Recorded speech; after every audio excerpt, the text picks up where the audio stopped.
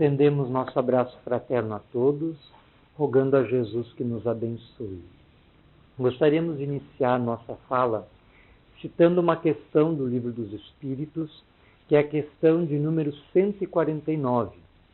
Allan Kardec, que é o codificador da nossa querida doutrina, interroga os espíritos: o que sucede à alma no instante da morte? E os espíritos respondem: volta a ser espírito, isto é, volve ao mundo dos espíritos, donde apartara-se momentaneamente.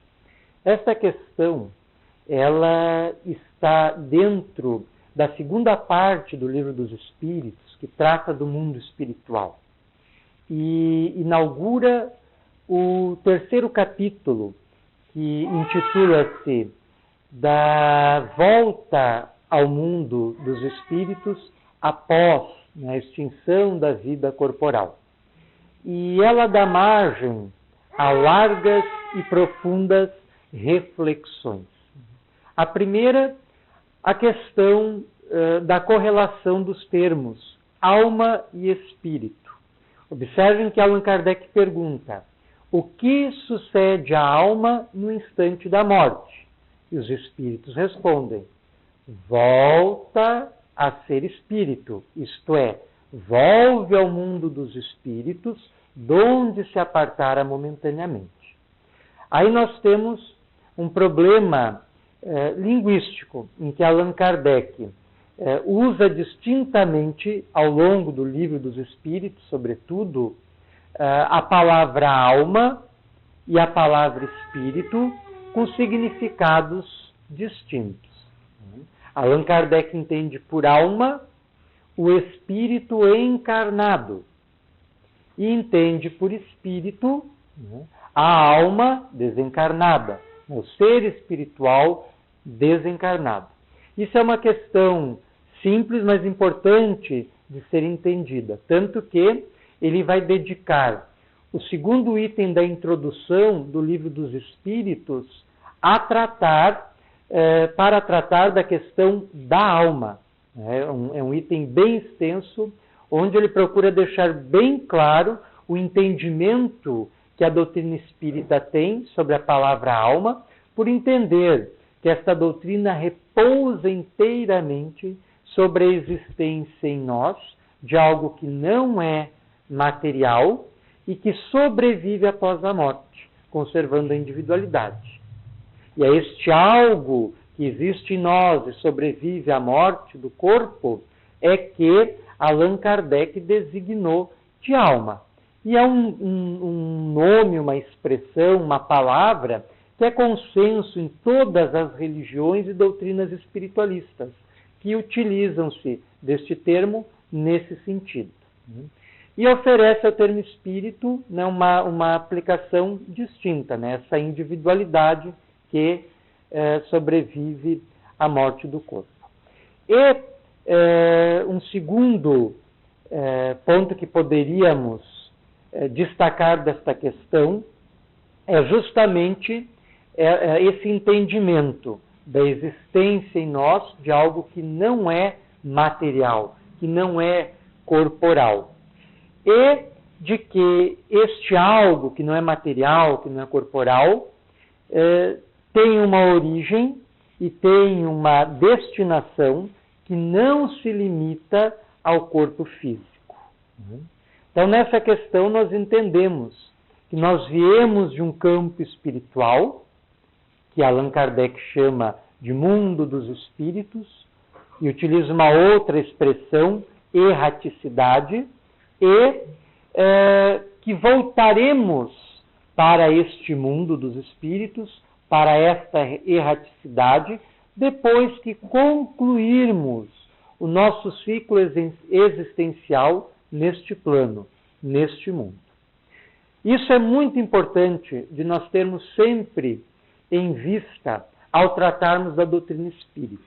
Nossa vida não começou no momento da concepção, nossa vida não começou no momento do nascimento, que ela é anterior. Ela guarda suas origens nesse campo espiritual. Da mesma forma, nossa vida não terá fim. Assim como não começou com o corpo, também não terminará com o corpo por ocasião da morte. Ela seguirá além, regressando a esse campo espiritual, né? Que é muito difícil de nós entendermos, né? Nós temos descrições primorosas, né? Desde os tempos da codificação, quando os espíritos começavam a esclarecer as realidades multifárias, infinitas, que aguardam o ser após a sua morte, estas descrições vieram se acumulando e crescendo, tanto em quantidade quanto em qualidade. A partir da década de 40, quando o médium Francisco Cândido Xavier passa a receber os informes do espírito André Luiz, com a obra Nosso Lar e as subsequentes, compondo a sua coleção, que nós vimos está exposto num cartaz ali no hall de entrada, começando com Nosso Lar e terminando com E a Vida Continua, estas informações adquirem uma riqueza de detalhes impressionantes sobre as realidades que nos esperam após a morte. E quando falamos em vida após a morte, em se referindo a essa nova realidade, nós temos que usar esta palavra sempre no plural, porque não é uma realidade específica, são várias realidades que cada consciência, no degrau evolutivo em que se encontra, irá defrontar.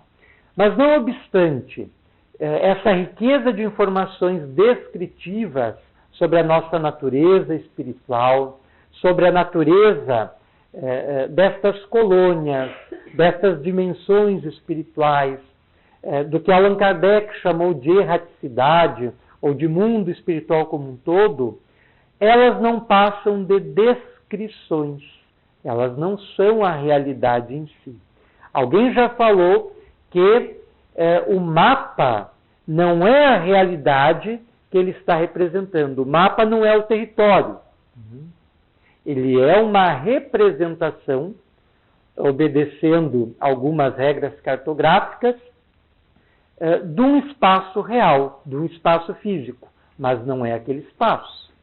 Então, da mesma forma, essas descrições que os espíritos vêm nos trazendo, desde o tempo da codificação e antes, porque nós encontramos referências a essas realidades nos livros sagrados de todos os povos.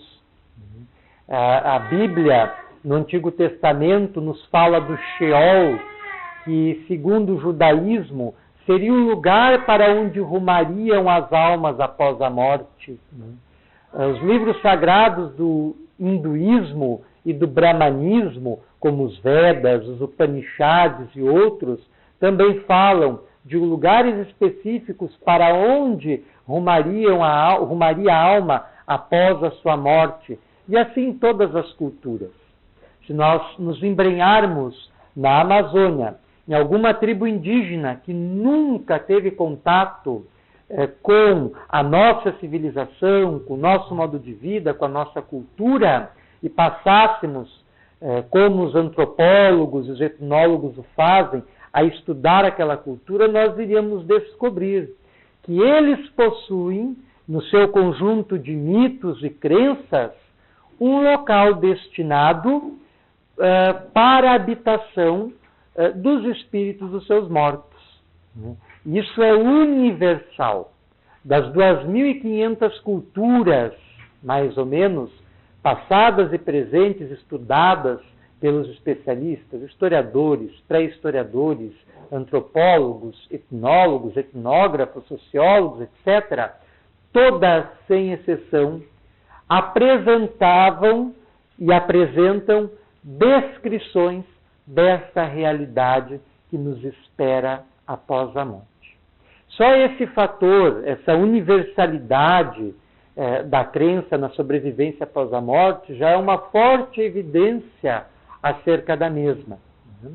Mas, em função do nosso estágio evolucionário, em função das nossas percepções, Porque nós não, no estado normal de consciência, nós não enxergamos o mundo dos espíritos. Nós não enxergamos as colônias espirituais de que falam os espíritos. Nós não enxergamos as dimensões específicas, como a do umbral, por exemplo, que estão no mesmo espaço físico em que nos encontramos, mas em níveis vibratórios diferentes, e nós não percebemos isso no estado normal de consciência. Então nós não temos como ponderar, como estudar, como observar, em função das limitações da nossa consciência e da nossa percepção. Então não passam de descrições para nós e, por melhores que sejam, não passam disso, mas que nos ajudam a termos uma compreensão maior acerca das mesmas, acerca do que nos espera após a morte. E a morte, sendo um impositivo biológico, não há quem dela se exima, todos passaremos pelos portais da morte, rumando outras fronteiras vibratórias. Ela traz ao ser humano, dos tempos atuais e de todos os tempos, preocupações das mais significativas quanto à nossa origem, à nossa natureza, à nossa destinação, à nossa sobrevivência, imortalidade, etc. E esta simples questão do Livro dos Espíritos, ela nos esclarece tudo isso.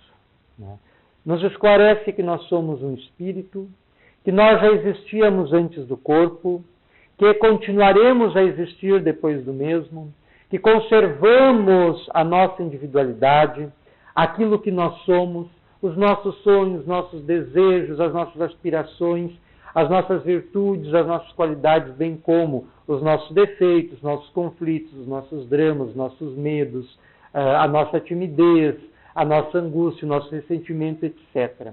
Nós levamos tudo isso conosco, num processo ininterrupto de crescimento. Nós vivemos um ciclo sempre aberto, onde vamos avançando de uma compreensão das coisas mais limitadas para outra mais ampliada. Hoje nós vivemos, de uma forma geral, uma grande incompreensão e um grande desconhecimento com relação às realidades espirituais.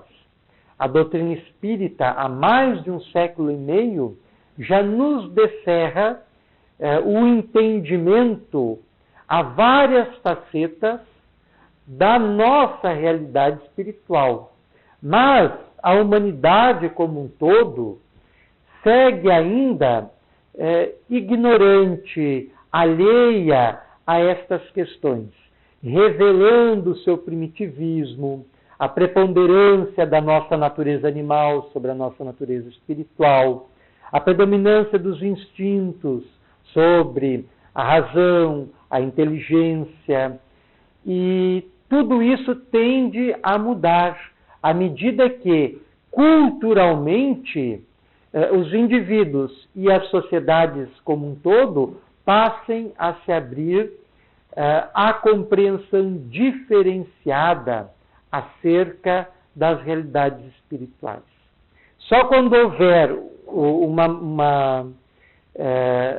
número X de pessoas conjuntamente abertas a essas novas realidades, é que ocorrerá uma mudança significativa em nosso ponto de vista como a morte, em relação à morte, por exemplo. Enquanto, apenas para usar o exemplo que citamos, algumas tribos indígenas no Xingu e na Amazônia celebram a morte porque sabem, para eles não é um questionamento, não é um objeto de especulação, não ficam raciocinando se pode ser e não pode ser a continuidade da vida após a morte. Eles sabem que é assim, de uma forma intuitiva. E, para eles, de uma forma geral, a morte é uma ocasião para celebração. Porque eles entendem que após a morte o ser que está abandonando aquele corpo está regressando ao reino do grande Espírito, né? Está regressando ao seio dos antepassados, né? E fazem toda uma celebração, com uma série de rituais e cerimônias bem específicas para simbolizar, marcar este passamento deste plano para o outro. Em contrapartida, para nós, mesmo estando todos nós ligados a uma doutrina como é a cristã, todos nós aqui somos cristãos, estamos ligados ao cristianismo, e a doutrina cristã está toda baseada na questão da vida futura, na questão da sobrevivência após a morte. O apóstolo Paulo, em uma de suas epístolas, escreve o seguinte: se o Cristo não ressuscitou, é vã a vossa fé.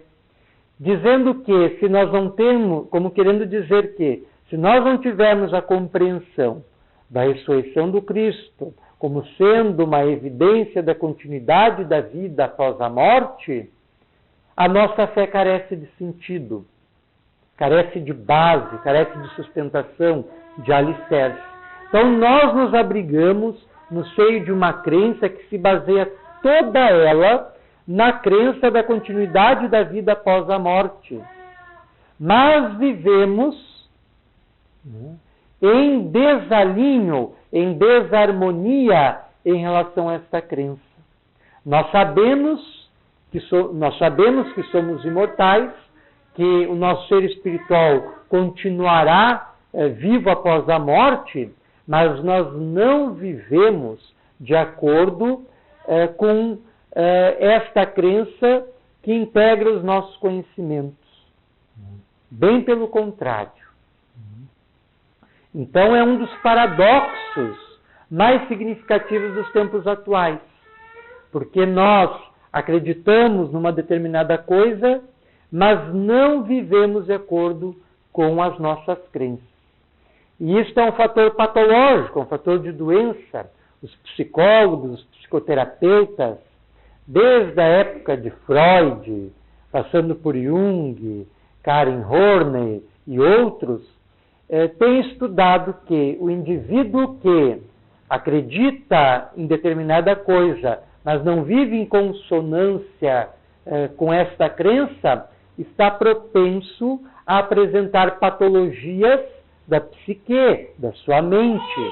Aí surgindo em forma de neuroses, em forma de psicose, em forma de conflitos interiores, na forma de dramas. E a humanidade vive uma neurose coletiva, porque está vivendo perdida num grande labirinto sem conseguir sair do mesmo, por lhe faltar orientação espiritual, diretriz espiritual. E é por isso que nós, mesmo nós espíritas, que teoricamente compreendemos todo o processo da morte, todas as etapas da desencarnação, temos tanta dificuldade para lidar com a morte. Quando o ente querido parte para o outro mundo, para outra vida, nós sofremos dolorosamente.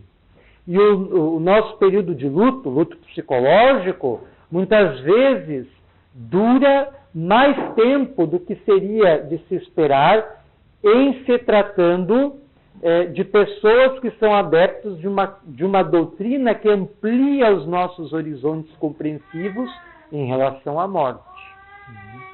Então, é uma questão muito complicada, porque a morte se tornou um tabu no contexto da nossa civilização, da nossa cultura. Poucas pessoas gostam de tratar deste assunto. Poucas pessoas falam da questão da morte. Sempre quando ela surge numa roda de conversa convencional, logo alguém já dá um jeito de desviar o rumo para outra conversa, para outra temática, para outro assunto. Então, a morte é uma questão que está posta para nós, enquanto seres humanos, desde o momento do nosso nascimento. É a única fatalidade a que estamos sujeitos, é a da morte. É uma fatalidade biológica, como dissemos, todos passaremos por ela. Nos Estados Unidos, chamou a atenção o aparecimento em um programa televisivo, programa de entrevistas, chamado Night Club, se não estamos equivocados, em que foi entrevistado um senhor que era professor universitário, vítima de uma doença terrível, chamado no jargão médico de esclerose lateral amiotrópica. Seu nome era Maury Schwartz. E ele fora professor de filosofia, muito querido pelos seus alunos. E ele mesmo, não tendo muita intimidade com as questões transcendentais, com as questões espirituais, em função do substrato filosófico que lhe formava o arcabouço intelectual, conseguiu lidar muito bem com a sua doença, que lhe levou à impossibilidade de caminhar, estava preso a uma cadeira de rodas, caminhando determinantemente para a morte, já que era uma doença, como é até hoje, sem cura, né? Ela é uma doença incurável. Existem tratamentos muito avançados já nesse sentido, inclusive as universidades aqui do Rio Grande do Sul, sobretudo a PUC, têm pesquisas muito avançadas no tratamento da esclerose como um todo, né? Existem vários tipos de esclerose, mas a princípio é uma doença que está conseguindo ser controlada, mas que ainda não tem cura, né? E os diagnósticos para a pessoa que a tem sempre são os mais tristes, como fora para o professor Maury Schwartz. E o aparecimento dele nesse programa de entrevistas causou uma comoção nacional. E ele compareceu, me parece que mais 2 vezes naquele programa, o que não era de praxe. O que aconteceu com o médium mineiro Chico Xavier, num programa da antiga Rede Tupi, chamado Pinga Fogo. Ele era um programa de entrevistas, onde haviam vários jornalistas, né, que entrevistavam os convidados. E a primeira vez que o Chico Xavier apareceu nesse programa, houve um fenômeno de audiência que nunca foi, para os padrões da época, superado. Né? E houve um congestionamento nas linhas telefônicas, as pessoas ligando para lá, fazendo perguntas, tanto que tiveram que levar o Chico Xavier outras vezes para falar das questões às quais estamos acostumados no meio espiritista. O que é a doutrina espírita, sobrevivência além da morte, imortalidade, mediunidade, obsessão, regeneração da Terra. Todos esses temas eram tratados sob a ótica da doutrina espírita. Então, o mesmo ocorreu com o professor Maury Schwartz, nos Estados Unidos. E um ex-aluno seu, que havia se formado em jornalismo e que casualmente assistiu o programa, comoveu-se ao rever o seu professor e ainda mais naquele estado.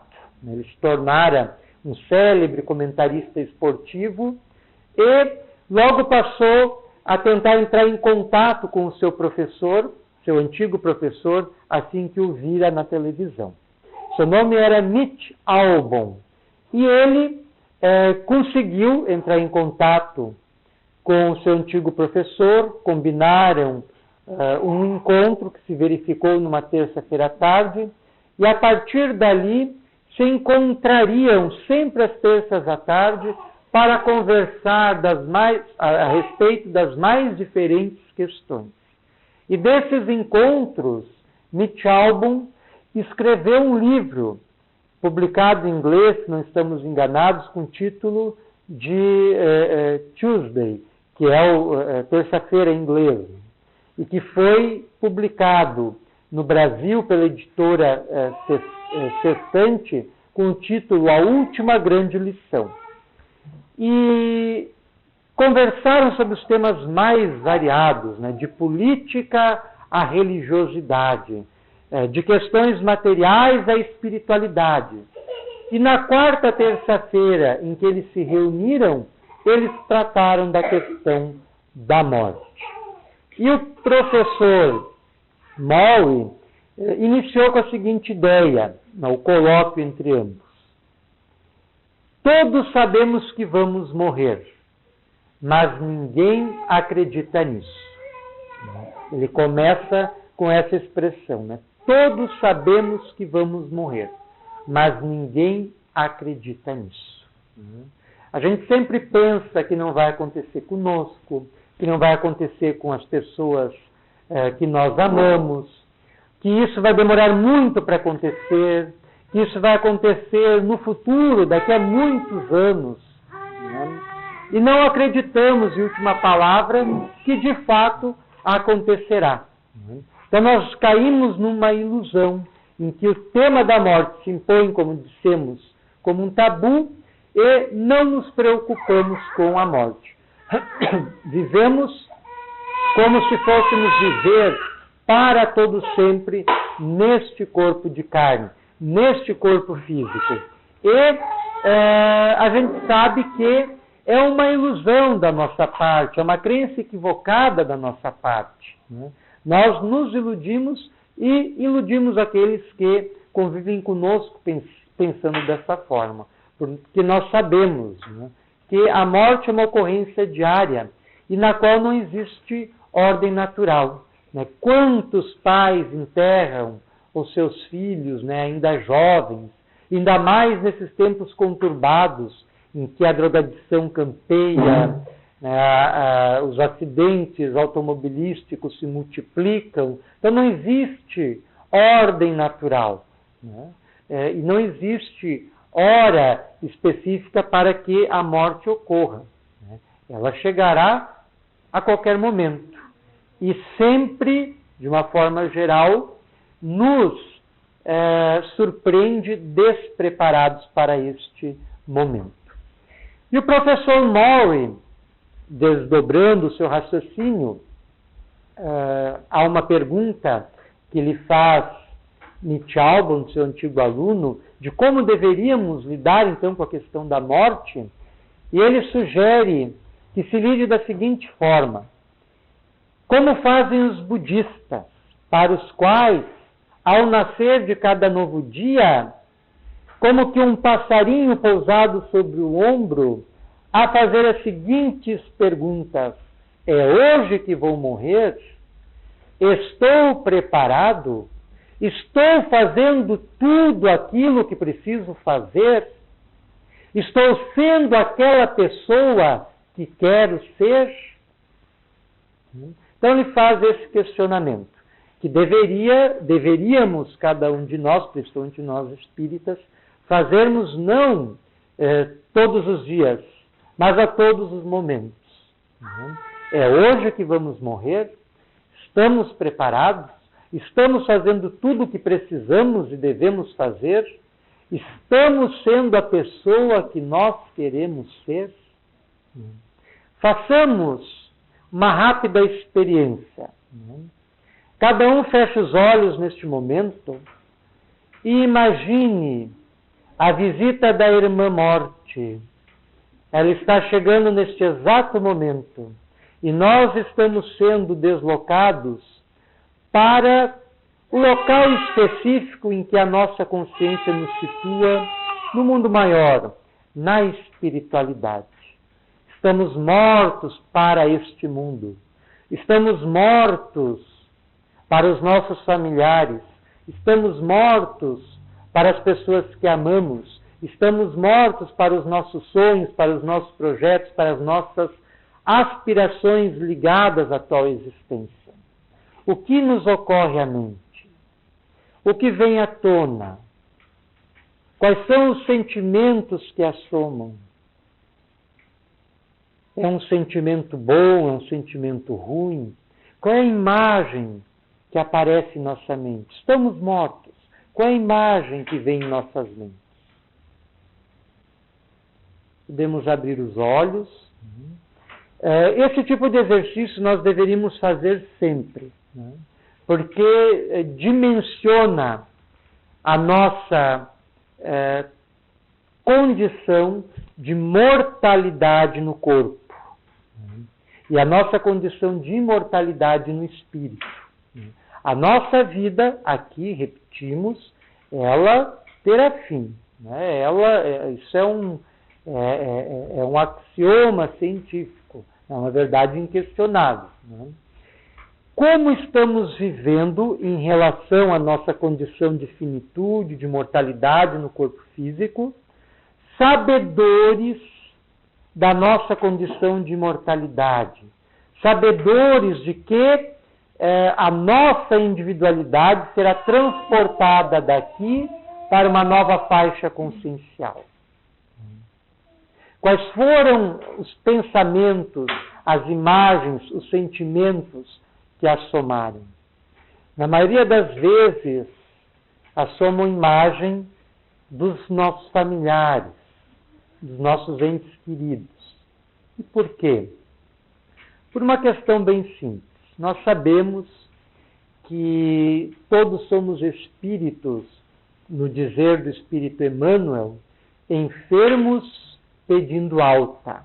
Somos espíritos endividados em relação ao nosso passado culposo, que ficou por expiar, aguardando a vinda de novas existências. E as forças do destino nos situam no local específico em que precisamos estar, que é o seio da nossa família,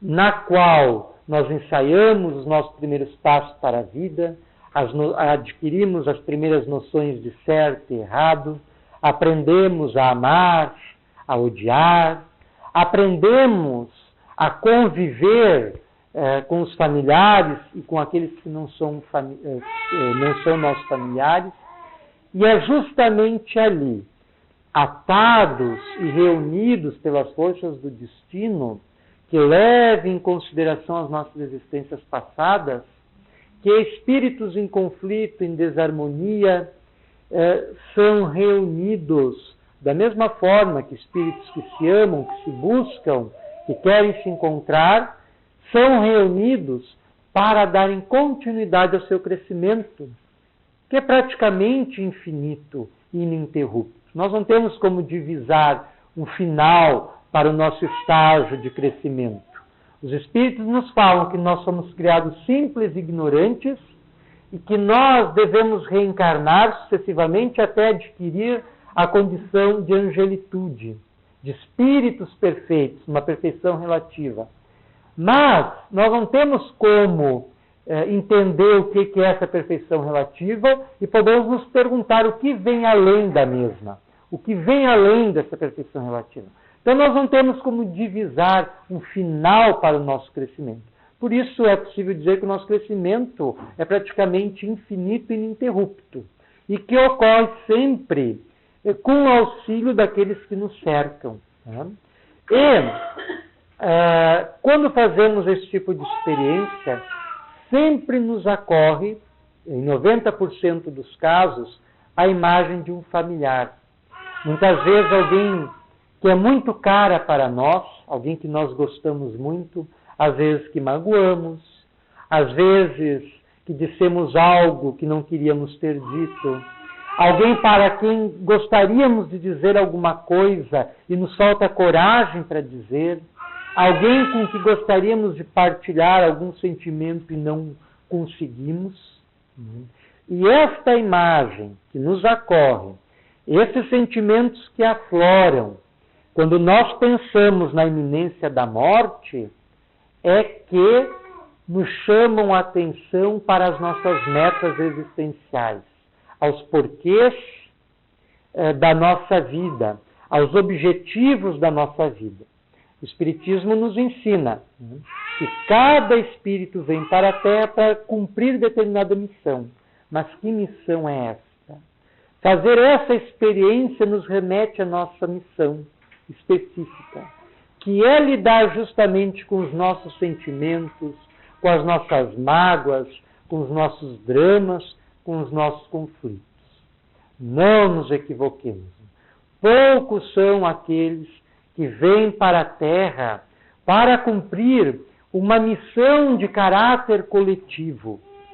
Porque Jesus, Deus, não confere responsabilidades que estão acima das forças daquele que deve sustentá-las. Então não nos iludamos com tarefas que estejam aquém das nossas capacidades.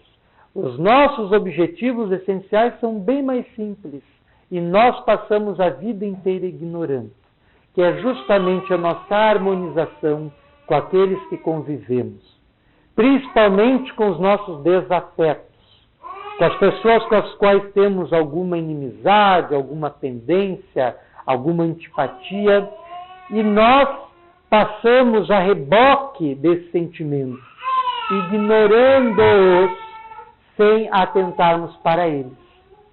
E morremos sem realizar o que viemos para a Terra realizar. E quando morremos, assomam em nossa consciência o que assomou agora na consciência de cada um. E vem os sentimentos que assomou agora na consciência, no íntimo de cada um. Se foi de medo, se foi de apreensão, se foi de horror, se foi de bem-estar, se foi de apego a algum bem específico, se foi de apego a alguma pessoa determinada, tudo isso virá à tona por ocasião do nosso desencarne e serve para nós como termômetro, como forma de medirmos o grau de desprendimento da nossa consciência em relação às questões terrenas e principalmente quanto ao caminho que estamos seguindo na Terra. É hoje que vamos morrer? Estamos preparados?